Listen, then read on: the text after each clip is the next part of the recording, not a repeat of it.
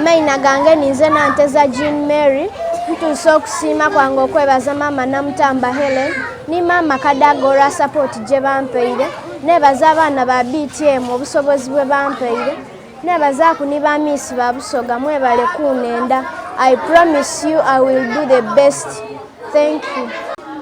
Balamusisa ku basawo ne banyabo erina lyange ninze Nasimba Atika Shakira second runner up Miss Tourism Busoga era nga olunaku lwa leero tuli ku Amka Junior School ene Bulanga era nga tubeire twidye kukyayira ku Baby Jean ono mwana mwembi ate nga candidate alija akola ebibuzo ebya P7 tuli wano ku wekitiibwa Mami Helen Namutamba ni Mama Kadaga era nga twidye wano kukyalira omwana ono okumwizaamu amaani asome era abawala bonna gye bali bana musome tumulekula bitabo because education is the only key to success. Thank you. Balamisa ne basebo ne banyabo amaina gange ninze babiri match Miss Tourism Bugabula 2024-2025 tuli wano olwaleero ku ssomero eryetebwa MK okukyalira Lady Jean omuwala gwe twendyo okuempawaringa kubanga tourism era tufanya ku kintu ky'okutumbula abaana abawala so kura tourism ministry eya Busoga twidde okukyalira Lady Jean ku lunaku luno ng'era abamu baye bali musabira okutyamu ebigezo bye eby'ekyomusanvu na twebaza Mama Kadaga twebaza Mami Helen ababairewo era abatusindiike okwidde okubona omwana ono nga bamusabira Rebecca Dedication Day. Lady Jean mwendeza okukola obulungi mu bibuuzo eby'ekyomusanvu walala nibaine bonna na buli mwana ayina alijja okutyamu ebibuuzo by'ekyomusanvu. Abalungi baife abali tubona olunaku olwaleero maina ne Robozi Tina Baby Omwembi wa Busoga ndi wane eno olwaleero ku MK Junior School twidde kukyayira muwala waife omulungi candidate waife Mwembi munnaife muwala wange Baby Jean oba Jean Mary nga candidate saawa eno omwaka guno era tumuleetere success wishes ennungi. Mami Kadaga ndi wano nga ntuuse okusiima kwange webale kwenda baana bawala. Mami Helen webale kwenda Jean buli kintu kituuse bulungi.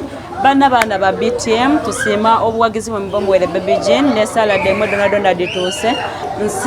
Nsiimira Baby Jean nkwendeza okusoma okulungi nkwendeza ebibuuzo ebirungi nkwendeza emikisa ku kintu ky'ojja okola.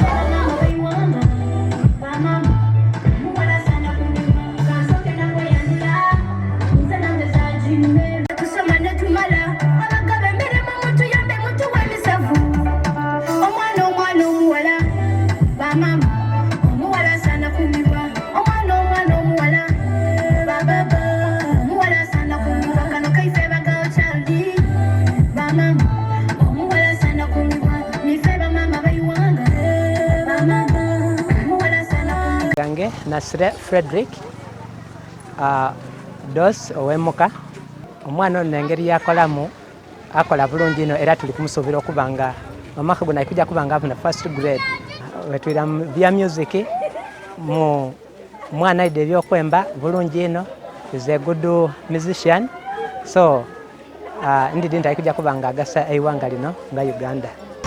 Nkubiriza abazaire abo abalina abaana abalina ebitone oti nebyo okubanga tibaitaitana abaana abalina ebitone oti nebyo owekitiibwa Mama Kadaga ni Mama Namutamba Helen balina engeri bapromotizeemu ekitone ky'omwana oyo era ebintu ebisinga okubanga bigemagana ebyemizaano ebyaki nebyokwemba ebyo byonna amazima gene balina engeri gye bamutunzeemu mu iwanga lyaife nga Uganda era batambwire naye buli ye bajja okubanga bavumbula tourism sites batambula naye okubanga batunde bitone bye era nkubiriza abaana abawala kubanga tibetya webanga balina ebitone byombyona ababyo kwemba oba kubina ebyo byonna mbutuufu tibenoma bajje mu maiso okubanga bakola batwala talent yaibwe mu maiso.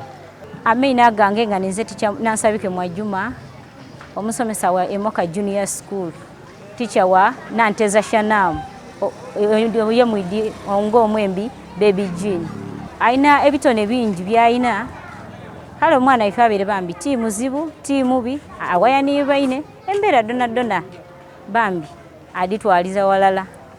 Omwana atayomba n'abantu associatinga n'abasomesa n'abaana baine. Ndimusuubira mushanaamu ebintu bingi ino emberi eyo.